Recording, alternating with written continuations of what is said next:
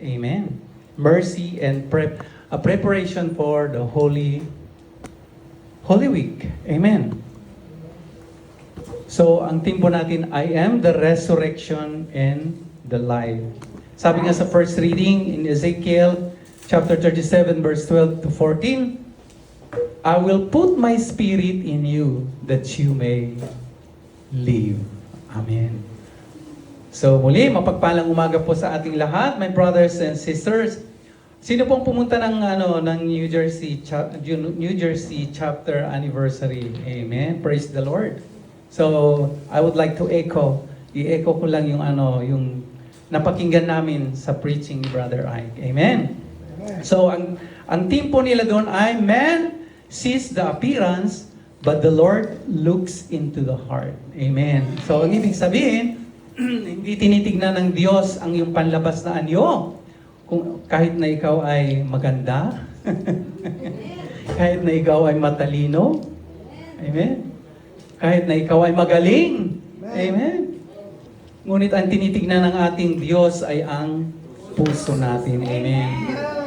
Kahit na, dito sa gawain natin, kahit na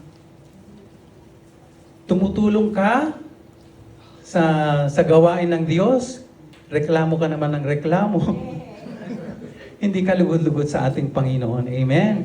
Kung tayo tumutulong sa ating kapwa, tumutulong dito sa gawain, bukal sa ating puso. Amen.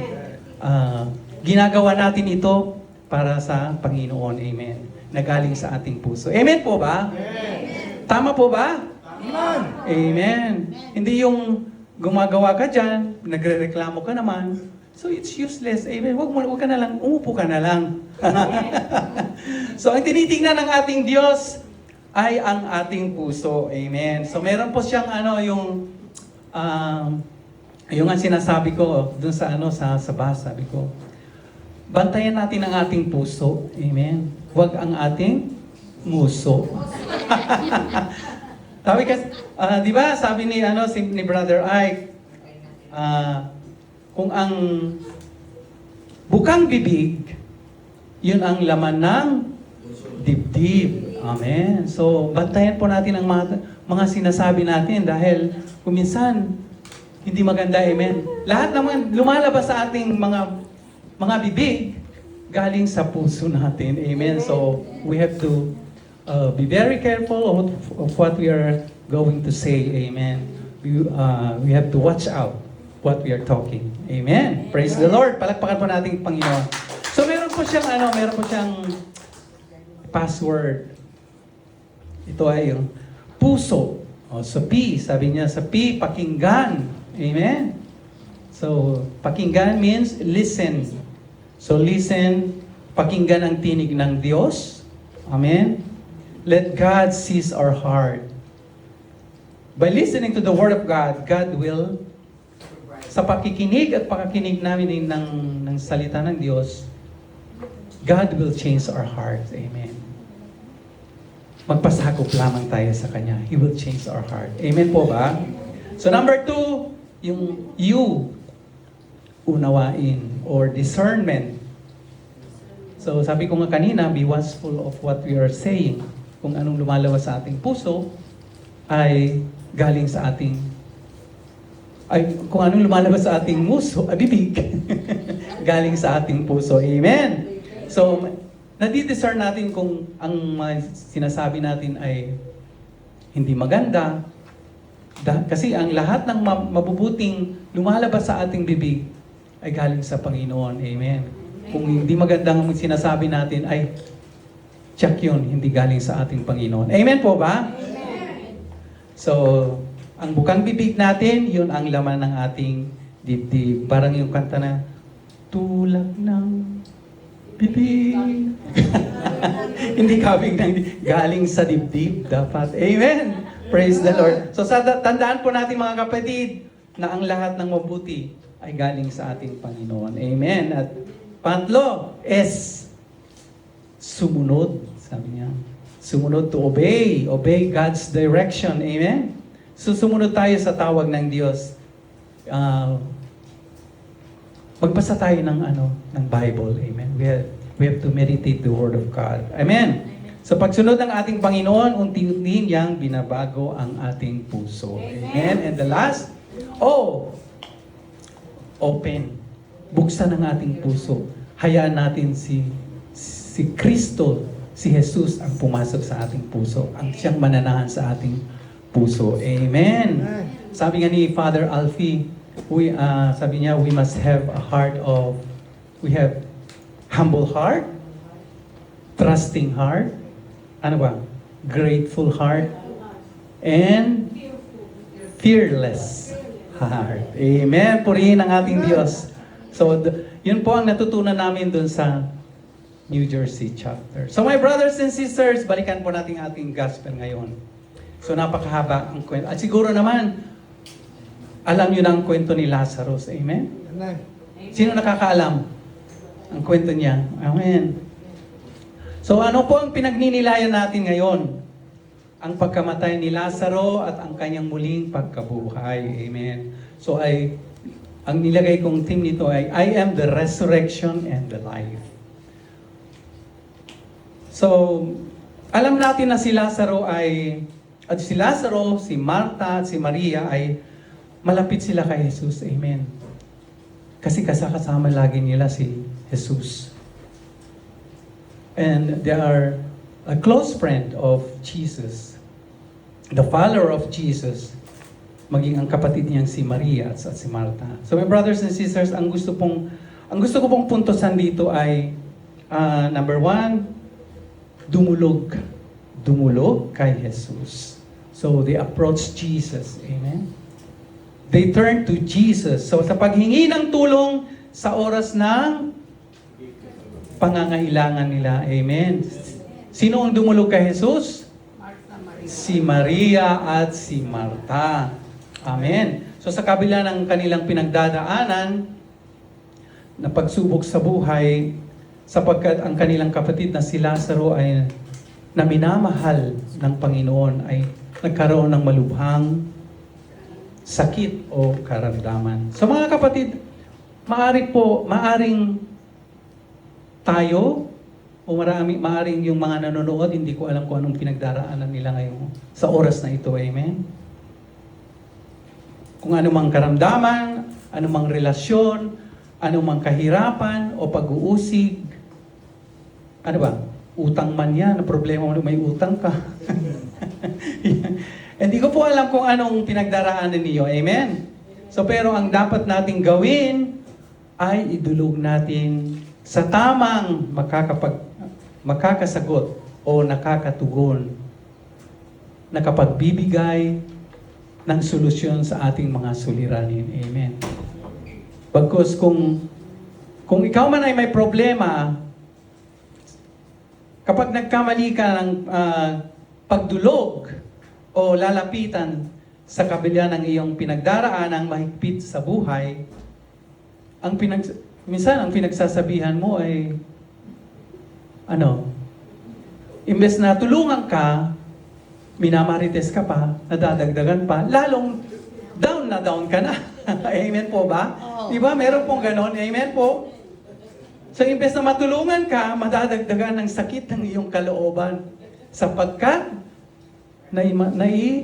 marites ka na. Amen po. Purihin ang ating Diyos na buhay. Amen. So, ang una nating pagtuunan ay dumulog kay Jesus. Idulog natin kay Jesus o sa ating Panginoon ang mga pinagdaraan natin sa ating buhay. Katulad ng magkapatid na si Maria at si Marta. Ipinarating nila kay Jesus yung kanilang suliranin. Amen. Ganon din po tayo. Kung tayo may problema o may suliranin sa ating buhay, saan po natin unang idudulog? Sa ating Panginoon. Huwag dun sa katabi mo. Amen. Kung minsan, madadagdagan pa yan pag na-chismis ka na. Amen? So, iwasan po natin yung mga ganong bagay na kung tayo may problema, idulog natin sa ating Panginoon. Kahit na, sa bagay, kahit na ichinichismis ka o sinisiraan ka, ng iyong kapwa, ang Diyos na lang ang maghihiganti. Amen? Basta't manampalataya ka at sumampalataya sa ating Panginoon at malinis ang iyong puso. Amen. Kakampi mo ang ating Panginoon. Amen. Siya lamang ang makapagbibigay ng kasagutan sa iyong mga suliranin sa buhay. Amen po ba? Palapakan po natin ating Diyos na buhay. So sa yugtong yon, nasaan ang ating Panginoon? Sa panahon na siya ay nasa malayong lugar. Amen. So, sinaliksik ko kung gaano kalayo ang Panginoon sa Betania. It takes isang araw. Isang araw. It takes I think one day na yung kinaroroonan ni Jesus at kinaroroonan nila Marta, Maria at Lazaro. So approximately a day's journey away from Bethany. Amen. So ang lugar na kinaroroonan ng ating Panginoon ay lugar nila, at ang lugar nila Maria at Marta at Lazaro ay isang araw na paglalakbay sa pamamagitan ng anong uri ng transportasyon noon? O yung donkey, ano pa? Cadillac, amen. Di ba Cadillac? Cadillacat. Hindi kagaya ngayon, marami na tayong merong bus, merong train. So, kompleto. Noon, wala pa yon. So, ang ginagawa nila noon ay naglalakad lang. So, si Maria at si Marta, nung pinarating nila ang balita kay Jesus. So, it takes one day to travel going to Jesus from Bethania. Amen? So, isang araw. Amen? Nung nalaman ni Jesus na may sakit si Lazaro, anong sabi niya? Anong sabi ng ating Panginoon? Hindi niya ikamamatay ang kanyang sakit. Amen. Sabi niya, hindi niya ikamamatay. Sabi nga sa verse 3, nagpasabi kay Jesus ang magkapatid, Panginoon, ang minamahal ninyong kaibigan ay may sakit. So ito ang kanilang pagpaparating o pagsasabi sa pagdudulog sa kanilang suliranin kay Jesus ay isa na ring palatandaan ng paghingi ng tulong. Amen? Paghingi ng saklolo o panalangin. So, ganun din tayo. Amen? Para kay Jesus na ang kanyang kaibigan na si Lazaro may malubhang karamdaman sa kanyang saklolohan ay kanyang tulungan. Amen? Ganon din naman tayo. Amen? Mga kapatid, tayo ay nagpaparating ng ating mga panalangin sa ating Panginoon. Amen. Tandaan po natin mga kapatid na ang panalangin ay hindi lang po pagsasalita, hindi lang pagsasabi ng ating kailangan sa Panginoon. Amen. Ang panalangin din na isa ay kahulugan nito ng pananahimik. Amen. Pag nananahimik tayo na nagdarasal, ngunit ang isip natin ay we are communicating with God. Amen. Ang isip natin ay nasa sa Panginoon. So habang tayo ay nananahimik, ang isip natin o kalooban ay nagkipag-ugnayan sa ating Panginoon. Amen? Amen. Tandaan po natin mga kapatid na mayroong Panginoon na tumutugon sa ating mga hinaing. Amen. Hindi lingid sa Kanya ang ating mga panalangin. Amen. Ang ating panghingi ng tulong, paghingi ng saklolo. Sabi niya, sumampalataya ka lang. Manalig ka at ikaw ay Kanyang pakikinggan. Amen? Amen. So tayo po, pag may suliranin po tayo, may problema, saan tayo dudulog? Sa ating Panginoon. Amen. Iparating natin sa Kanya ang ating saloob. Alam natin, kung tayo po, tayong mga anak ng mga lingkod ng Diyos, kung tayo po ay nananampalataya at sumampalataya sa Kanya, walang imposible sa ating Panginoon. Tutugunin niya ang iyong mga kahilingan o suliranin sa buhay. Amen! Palapakan po natin ang ating Diyos na buhay. Kaya salamat sa Diyos at Alam ko, parang dumadami na kayo rito. Amen? Kaya sa pakikinig at pakikinig ng ating ng salita ng Diyos, ay alam ko may gagawin ng Diyos sa iyong buhay. Amen po ba? Nakaka-bless po. Nakaka-bless po ng ganitong gawain na maraming nakikinig sa salita ng Diyos. Amen? So, sa pangalawa po, ano pong pinagnilayan natin ng una? Idinulog kay Jesus. Amen. At pangalawa, pagtugon ni Jesus. Dininig sila ni Jesus. Sabi sa verse 4 and 7 hanggang 7, nang marinig ito ni Jesus, ay sinabi niya, hindi niya ikamamatay ang sakit na ito. Nangyari iyon upang maparangalan ang Diyos at sa pamamagitan nito ay maparangalan ang anak ng Diyos. Amen. Mahal ni Jesus ang magkakapatid, si Marta, Maria at Lazaro. Gayunman, nagpalipas pa siya doon ng 2 araw mula nang mabalita ang may sakit si Lazaro. Pagkatapos nito, sinabi niya sa kaniyang mga alagad, magbalik tayo sa Judea. Sabi natin, isang araw nung nabalitaan ni Jesus, nung naglakbay ang mga sinugo ni Marta at Maria upang ipaalam na may sakit si Lazaro. One day. Amen. So isang araw na paglalakbay. Natatandaan po natin yan. So yung mga naghatid ng mensahe o balita kay Jesus, isang araw. Amen. Ibig sabihin, sinugo nila Marta at Maria, naglakbay sila papunta sa kinaroroonan ni Jesus. Palagay nating Lunes. Amen. Palagay nating Lunes nung ibinalita nila, from Bethany pumunta sila kay Jesus, isang araw na paglalakbay. Amen. Anong sabi ng ating Panginoon sa verse 4? Hindi niya, nung pinarating ng isinugo ng Maria at Marta, sabi nila, Panginoon, anong sabi niya doon? Nung may sakit si Lazaro, pinaalam nila na may sakit si Lazaro. Ang sabi ni Jesus, hindi niya ikamamatay ang sakit na ito. Pero ang totoo, sabi ng sa ating pagbasa, bago pa nakarating yung nagbalita kay Jesus na malubha si Lazaro, ay patay na si Lazaro. Amen. Yung mga nagbalita, hindi naman nila alam na namatay na pala.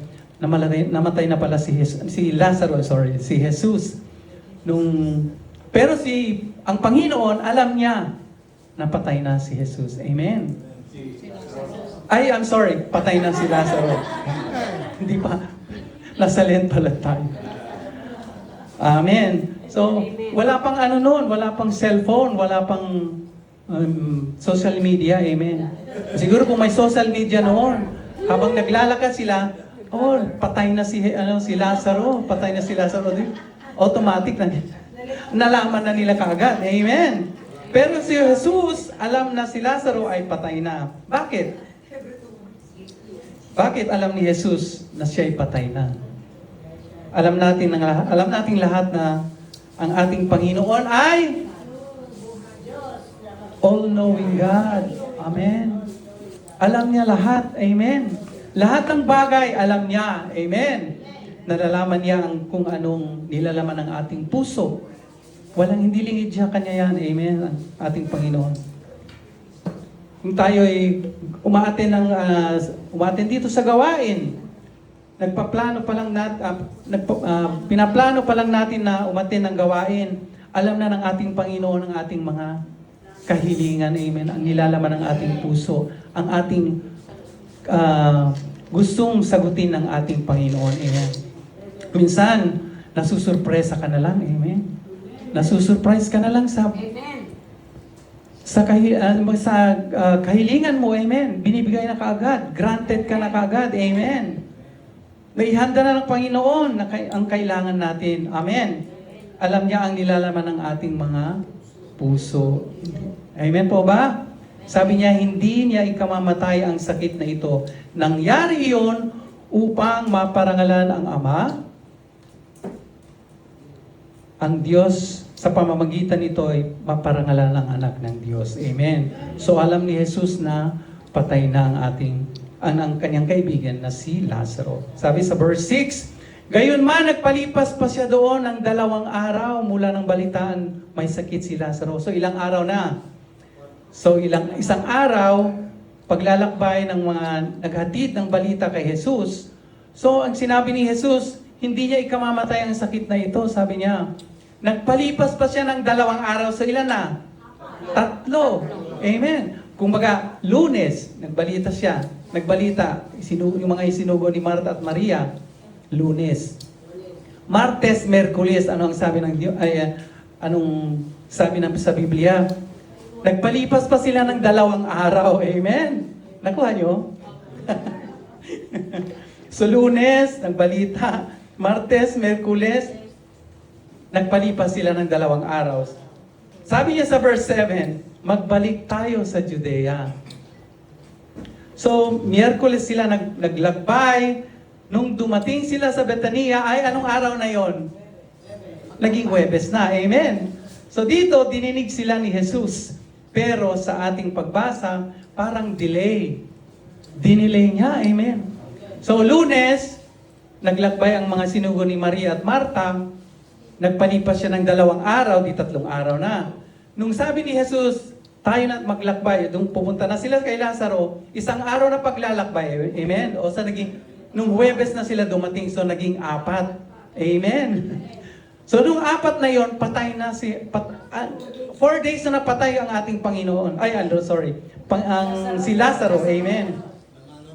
Ang kanyang minamahal na kaibigan. So mga kapatid, tatandaan po natin na sa bawat paglapit at panalangin at pagdulog natin sa ating Panginoon, hindi naman lahat ng ating kahilingan ay agad-agad na pinapakinggan. Amen. Nakita nyo? Naiintindihan nyo? May delay. Amen. Sa binasa natin, dinelay niya. Ang sabi nga nila, nagpagaling si Jesus ng mga bulag. Binuhay niyang mga patay. Amen. Ngunit hindi niya ginawa kay Lazarus. May purpose siya. Amen. Ang purpose ng ating Panginoon upang maparangalan ang Diyos at ang anak ng Diyos. Amen. So una, kapag alam niyo mga kapatid, may iba't ibang paraan ng pagsagot ng Diyos sa ating mga panalangin. Amen. May iba't ibang paraan. Una, kapag lumapit ka sa Diyos, minsan ang sagot ay oo. Amen. Granted ka agad. Amen. Para ipaalam sa iyo na siya ang Diyos at makapangyarihan sa lahat. Amen. Pero hindi lahat ng panahon ay oo ang sagot ng Panginoon sa ating panalangin. Minsan naman ay hindi. Bakit? Kung minsan ang kagustuhan lang natin ang masunod. Amen. Pinipilit natin yung kagustuhan natin, hindi kalooban ng ating Panginoon. Amen. Maaring ang kagustuhan, kapag pinipilit natin ang kagustuhan natin, nakamit man natin yon. Pero kung minsan, napapahamak tayo, amen, sa pag pinipilit natin ang ating kagustuhan, amen. Upang ipaalam din sa iyo na ang ating Diyos ay siya pa rin ang Diyos at ang Panginoon. Amen. Tayo'y kanyang mga anak, mga lingkod, na minsan siya yung dapat masunod, hindi ang ating sariling gusto ang masunod. Amen po ba?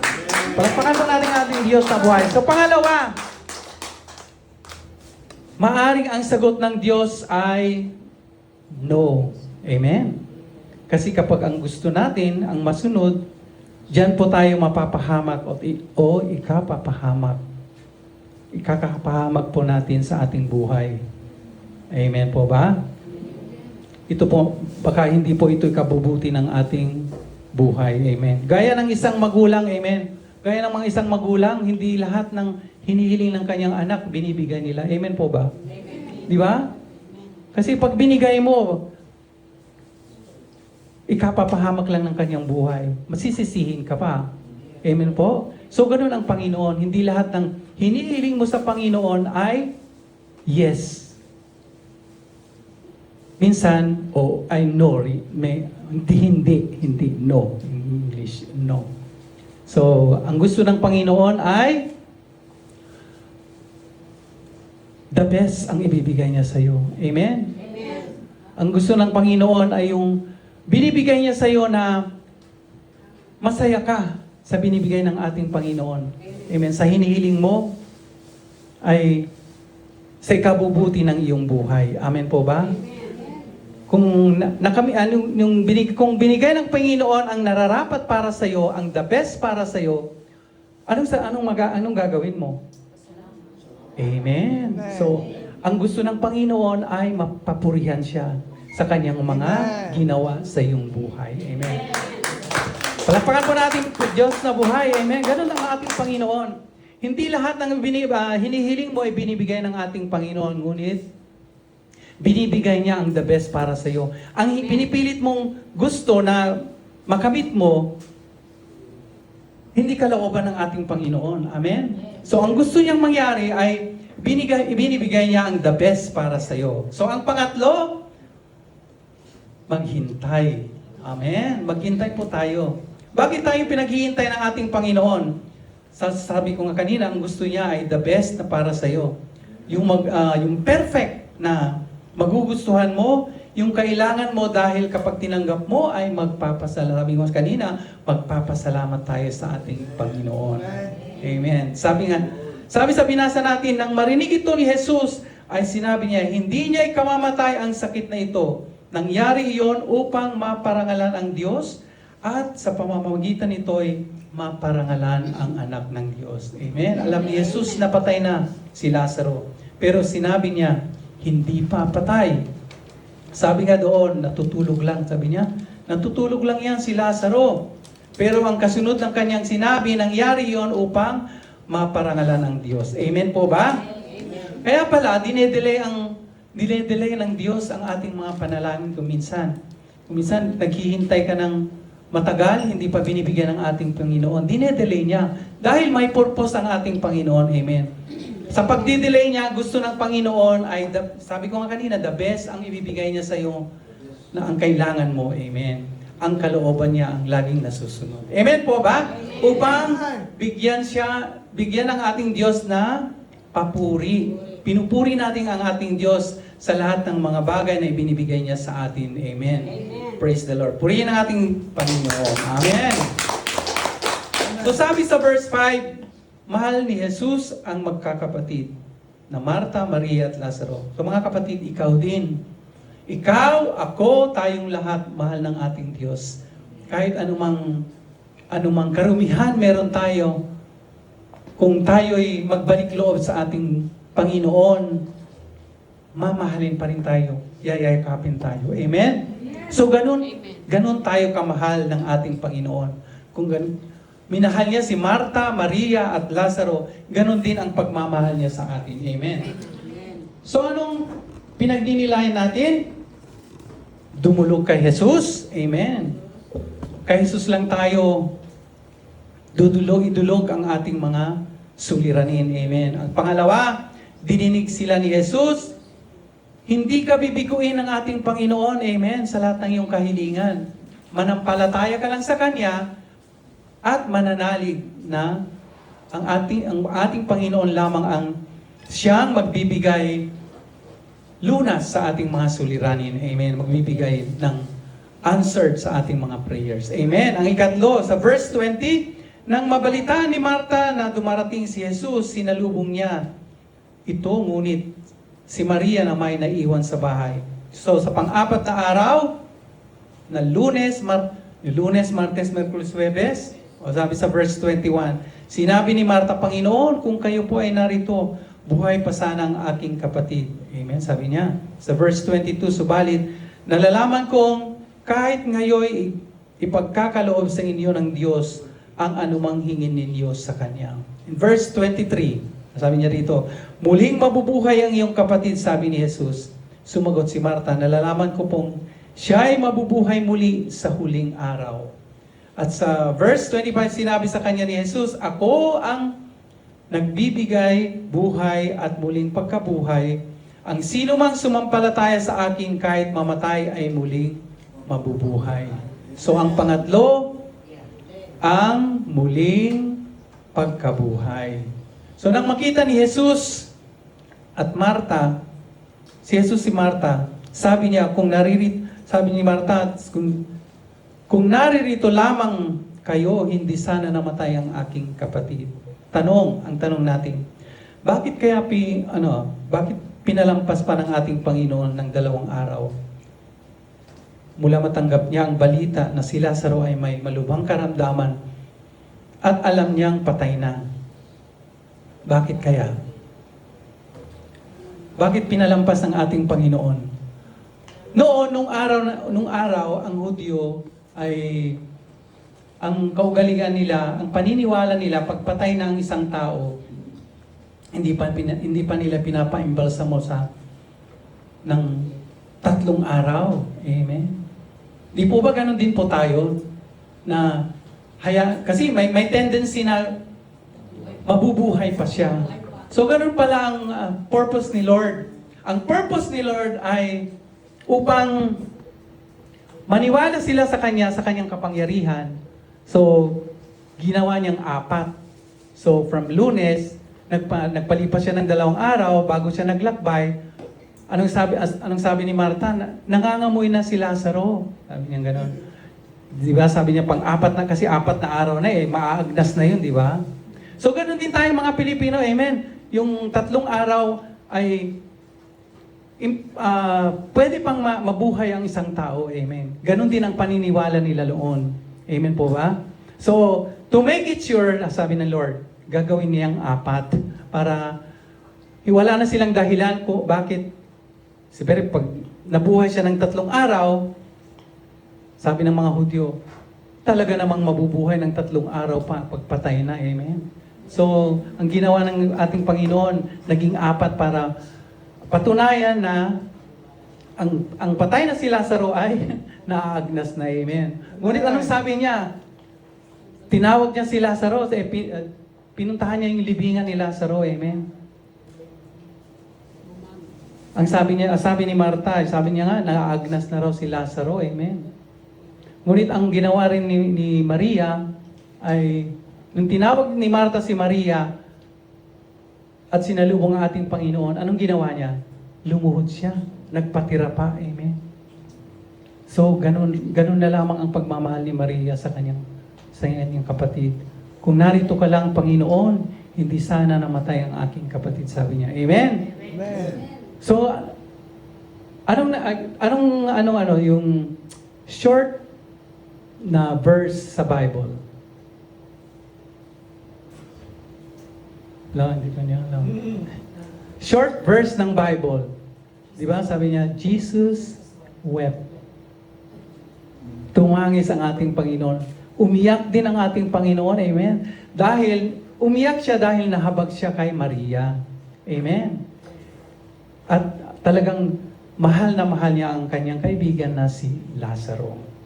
So mga kapatid, kaya pala ganun ang pinalipas ng ating Panginoon na binuhay siya ng 4 upang ang mga nakiramay kay Maria at Marta ay maniniwala sa kanya na siya ang Diyos na makapangyarihan sa lahat. Amen po ba? So palakpakan po natin ating Panginoon. So ganun pala ang ating Panginoon. Ang layunin ng ating Panginoon dahil ipinakita niya sa mga tao, kaya niyang binuhay ang isang patay dahil sinabi niya na ako ang nagbibigay buhay at muling pagkabuhay. Ang sino mang sumampalataya sa akin, kahit mamatay ay muling mabubuhay. Amen. So nakita ito ng maraming Hudyo. Dumalaw kay Marta sa ginawa ng ating Panginoon. Amen. Anong ginawa nila? Sumampalataya sila sa Diyos. Amen. Ganon din tayo. Amen. Kung minsan, dinedelay din ang ating mga panalangin. Amen.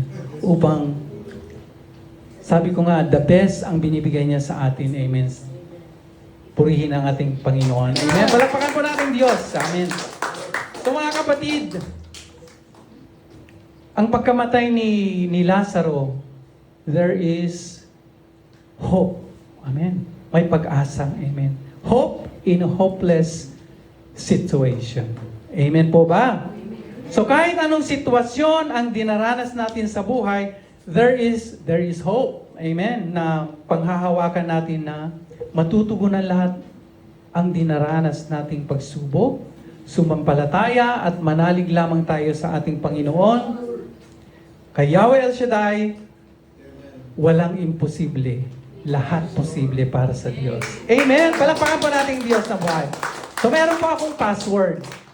Amen. Ayan. May password po ako. Meron pang isang oras. Uwi pa ako ng malayo. So, ang password po ay, L.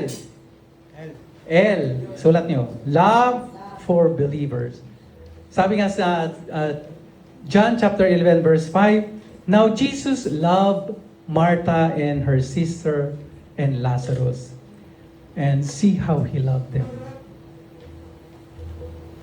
Ang ibig sabihin po, Jesus' actions are rooted in personal love and compassion even when He delays, showing that He is present and cares for His friend. Kahit dinelay ng ating Panginoon, ipinakita pa rin niya ang kanyang pagmamahal sa magkakapatid. Amen. Pinuntahan pa rin niya at ginawa niya ng himala ang kanyang kaibigan. Ganon din tayo, mga kapatid. Ang ating Panginoon, mahal kanya, mahal niya tayong lahat. Amen. Kahit anumang sitwasyon meron tayo, anumang pagsubok na meron tayo, idulog lang natin sa ating Panginoon. Diringgin tayo ng ating Panginoon dahil mahal niya tayo. Amen? Palakpakan po natin ating Diyos sa buhay. Tayong nananampalataya sa Kanya, kay Jesus, ikaw at ako, at lahat po tayo ay mahal ng ating Panginoon. It says, sabi nga sa John 3:16, alam niyo lahat ito, For God so loved the world, that He gave His only Son, that whoever believes in Him shall not perish, but have eternal life. Amen? So lahat po tayo na nananampalataya at nananalig sa ating Panginoon, meron tayong buhay na walang hanggan. Amen. So, number 1, L. Anong L? Love for believers. Mahal tayo ng ating Panginoon. Amen. Ang pangalawa, illness as God's glory. So, in John chapter 11 verse 4, the illness does not lead to death. It is for the glory of God, so that the Son of God may be glorified through it. Amen. Ibig sabihin, the suffering of the believer is not the final chapter. Amen. Hindi po katapusan pag tayo po ay nagkakaranas ng pagsubok sa buhay. Amen. But an opportunity for God to manifest His power and Jesus to be glorified. Amen.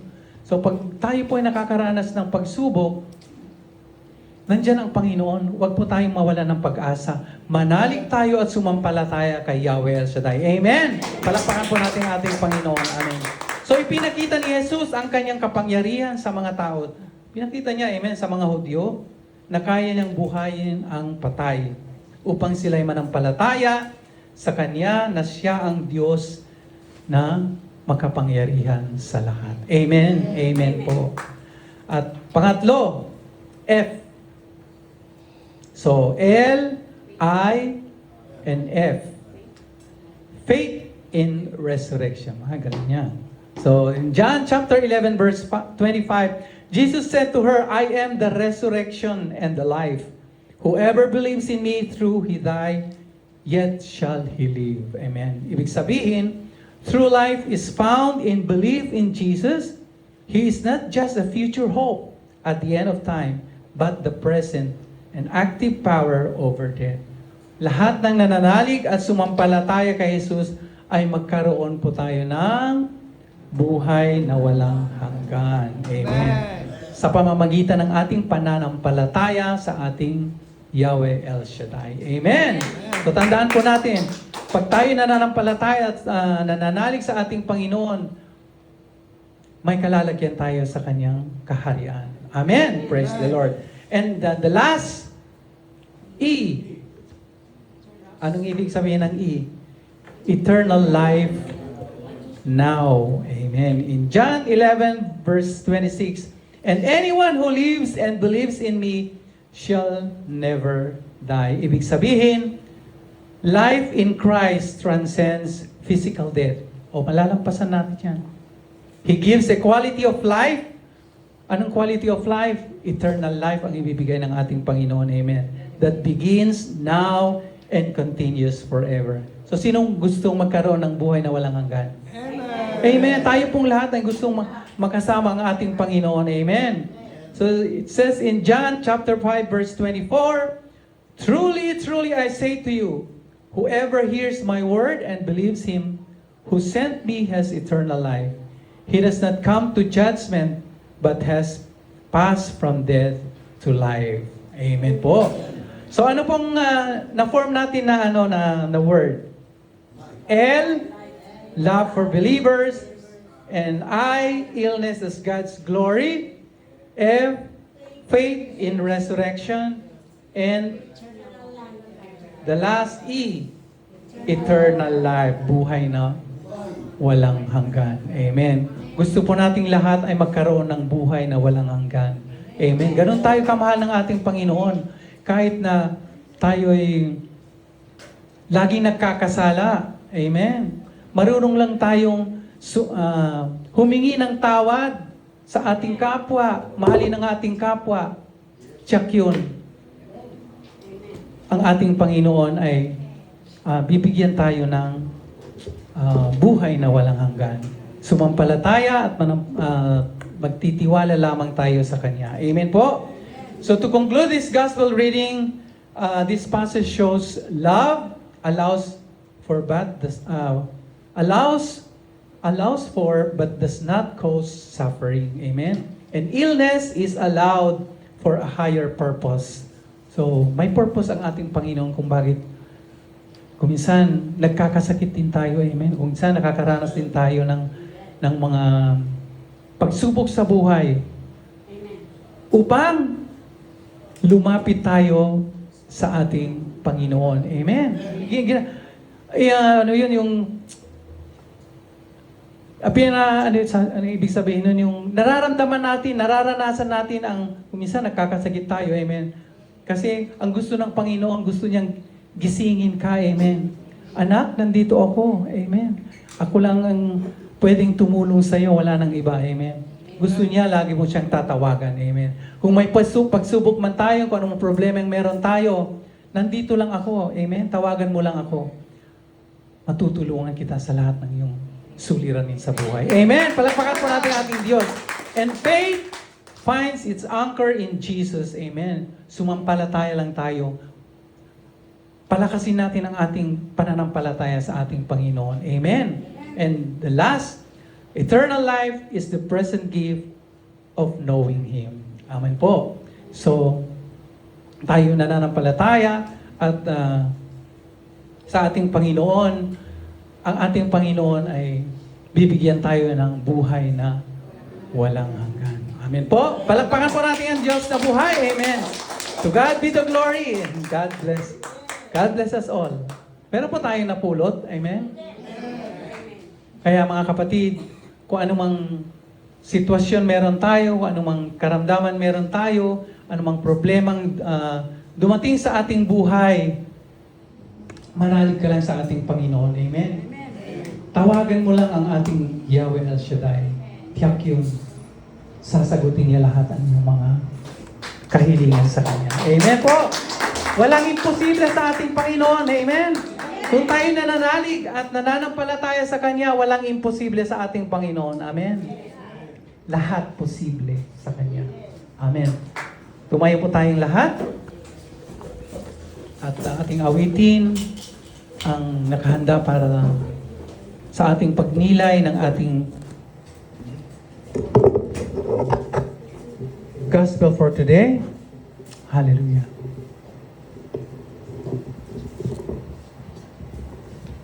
Tunay nga, Panginoon, na wala kang katulad, Panginoon. Hallelujah. Kami lahat dito, Panginoon, na nakakaranas ng anumang pagsubok sa aming buhay, karamdaman man, Panginoon, ngunit nandyan ka, O Lord, nalalapitan namin. Amen. Handang iabot ang iyong kamay na tulungan kami sa lahat ng aming dinaranas.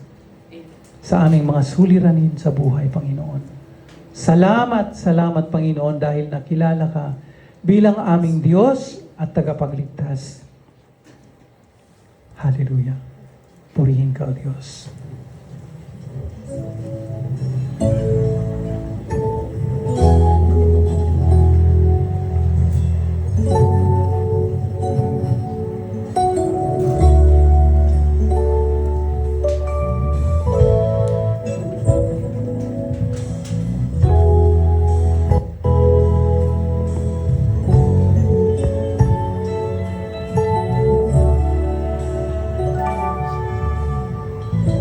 Jesus, kita'y pupurihin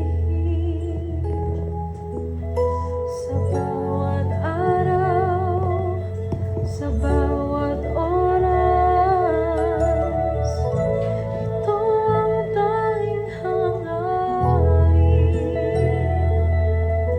ng aking puso, nauuhaw sa iyong pag-ibig. Amen. Walang iba, ninanais pa, ay ang manatili sa'yo. Kaligayahan at kapayapaan, sa'yo lahat ay nasumpungan.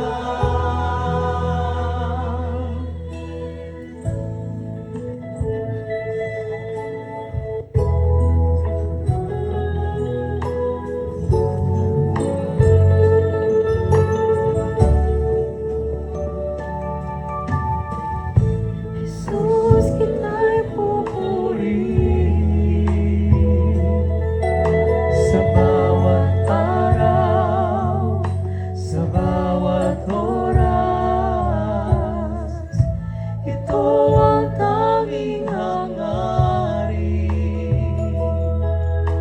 ng aking puso, nauuhaw sa iyong pag-ibig.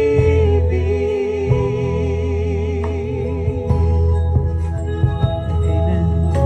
Wala nang iba, ninanais pa, ay ang manatili sa'yo. Kaligayahan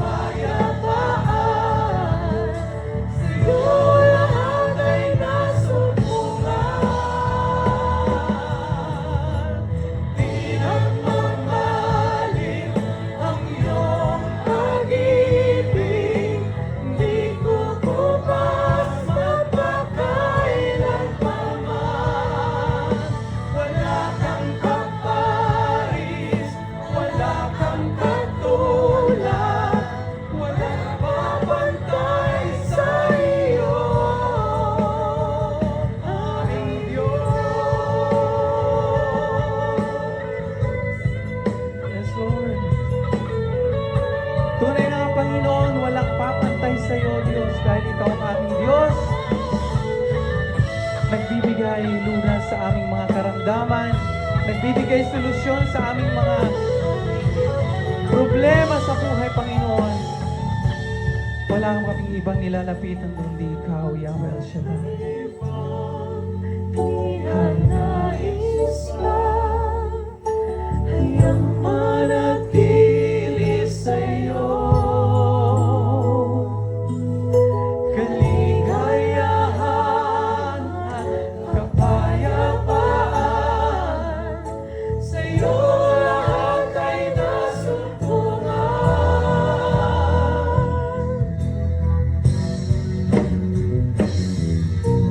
Di man mapalim ang iyong Pag-ibig, di upupas magpakailan pa man.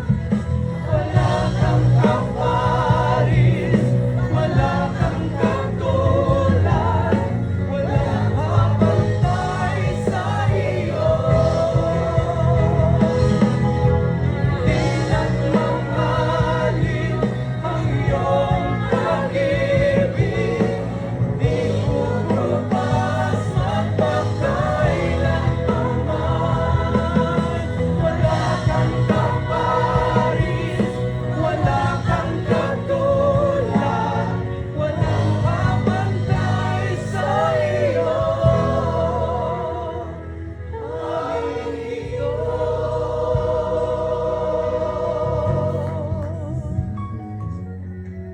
Hallelujah. Tunay nga, Panginoon, walang papantay sa iyo, Panginoon. Dahil Ikaw ang aming Diyos. Salamat, Panginoon, sa ipinahayag mong salita, sa iyong banal na salita sa araw na ito, O Lord. Naway, O God, ang lahat na nakinig, Panginoon, alam ko, ang lahat ng kung anong nilalaman ng kanilang mga puso, kung ano namang dinaranas sila sa buhay. Lord, nandiyan ka, Panginoon, upang handang tugunin ang kanilang pangangailangan, Panginoon. Karamdaman man yan, pagsubok man yan sa buhay, walang imposible sa iyo, Panginoon. Amen. Dahil nandiyan ka, Panginoon, handang iabot ang iyong kamay, ang iyong mapagpalang kamay, upang sagutin lahat, Panginoon, ang aming mga suliranin. Kaya salamat, O Lord. Palakasin mo po, Panginoon, ang aming pananampalataya sa iyo, Panginoon. Dahil kung wala ka po sa aming buhay, wala po kaming magagawa, Panginoon. Kaya, Lord, salamat, O Diyos, sa araw na ito. Sa narinig namin yung mga salita, Panginoon. Bit-bit namin ito, Panginoon, pag-uwi namin, O Lord. Kaya, Lord, salamat. Nagpapasalamat muli kami, Panginoon, sa narinig namin yung banal na salita sa araw na ito. Muli, O Lord, papuri at parangal, pagsamba sa iyo lamang, Yahweh El Shaddai. At sa pananalangin ng aming Inang Birhen, sa paggabay ng banal na Espiritu, to God be the glory. Amen and amen. At narito po ang aming mga handog, Panginoon, our prayer request. Naisulat man ito o hindi naisulat, Panginoon, alam mo kung anong manilalaman, Panginoon, ito. Ito ang aming mga handog, Panginoon. Gamitin mo lamang, Lord, ang mga handog namin para sa iyo, Panginoon. For the glory of God. Amen. Salamat, O Lord. Pagpalain, Panginoon, ang aming mga trabaho, na silang daluyan, Panginoon, ang aming pagpapala upang maibalik din namin sa iyo, Panginoon. Lahat ng aming mga amo na bigyan mo sila ng puso, Panginoon, na generous at mabait. Amen. Mapagmahal sa kanilang mga manggagawa, Panginoon. Kaya Lord, maraming salamat sa araw na ito. At pagpalain mo lahat, Panginoon, ang nandirito, Panginoon. Kung anumang karamdaman ng ating mga kapatid, Panginoon, ay ngayon pa lamang ay tinugon mo na, Panginoon, na magaling na po kaming lahat. Amen. Sa pangalan ni Jesus. Sa pangalan ni Jesus. Amen and amen. Give thanks.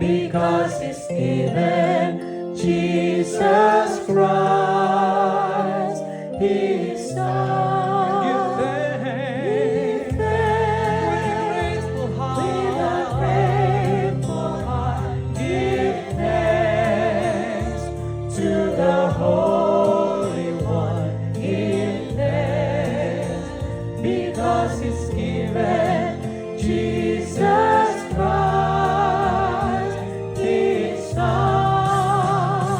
And now Let the weak say, I am strong. Let the poor say, I am rich, because of what the Lord has done for us. And now let the weak let say, the weak say, I am strong. Let the poor say, I am rich, because of what the Lord has done for us. Give thanks. Give thanks. Give thanks.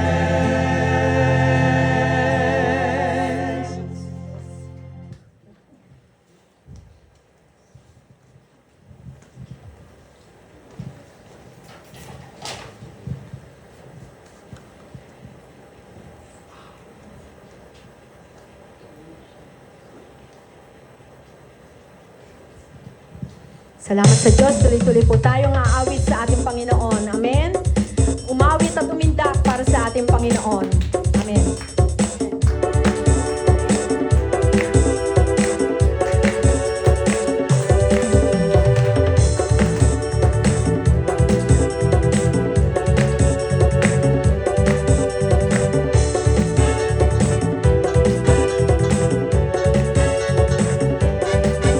Ay, gala. Gala sa ating Masaya, may tuwa sa piling ng Diyos, sapagkat hirapan, puso ay nalalaon. Maraming may sayaw at papuri para sa Diyos, na ating ng puso, pinagpala niyang lubos. Handog niya ay nakayaman, handog niya ay nagalakan, handog niya ay kalakasan, sa bawat puso napapagan. Ayan ang awit ng pagpuri, awit ng pasasalamat, ang ating nagkasamaan, para lang sa Kanya. May galak, may saya, may tuwa sa piling ng Diyos, sapagkat hirap ng puso ay nalalahon. May awit, may sayaw, at papuri para sa Diyos, na hatid ng puso, pinagpala niyang lubos.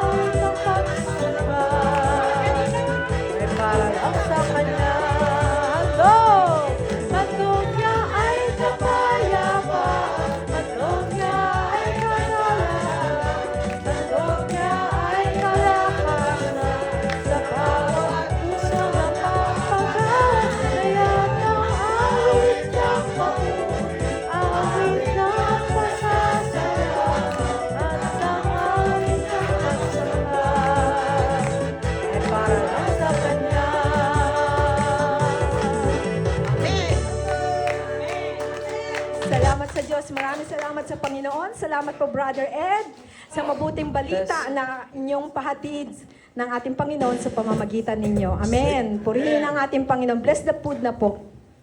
Okay, bless the food. Bless this food that we are about to receive from thy bounty. Through Christ our Lord. Amen. May this food and drinks will give nourishment to our health, so we can serve you, Lord, conscientiously, continuously, throughout our life, through Jesus Christ our Lord. Amen. In the name of the Father, of the Son, and of the Holy Spirit. Amen. Salamat sa Diyos. Salamat po, Picture, Panginoon. picture. Picture, picture.